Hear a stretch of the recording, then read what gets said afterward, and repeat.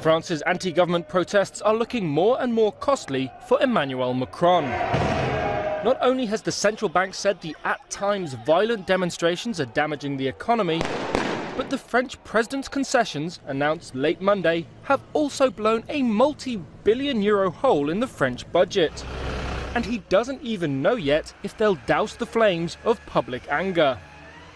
Across the country on Tuesday, it was the turn of the students, marching over educational reforms, but also fitting into the broader dissatisfaction expressed by the Gilets jaunes, or Yellow Vest movement. We're protesting because we're not able to make ourselves heard. On Monday, Macron put his hand in his pocket, pledging to increase the minimum wage and roll back on a tax hike for some pensioners. Reuters' Richard Locke is in Paris. The initial readout from the Gilets jaunes seems to be that they're a step in the right direction, but they may be inadequate on their own. You have to remember that this is not a unified group that rallies behind a single leader. It's a grassroots movement that erupted on social media. Some today have come out saying, sure, it's time for a truce with the government. Others have said they want to continue their fight to the bitter end.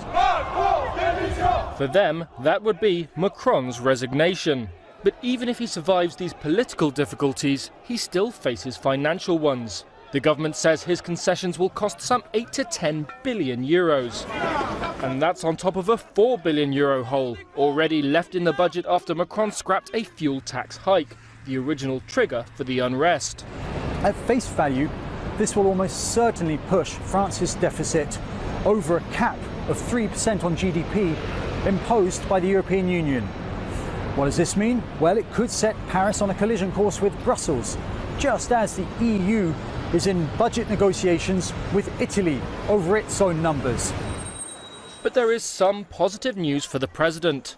A poll on Tuesday showed almost half of French people now think the Gilets jaunes should give up their action.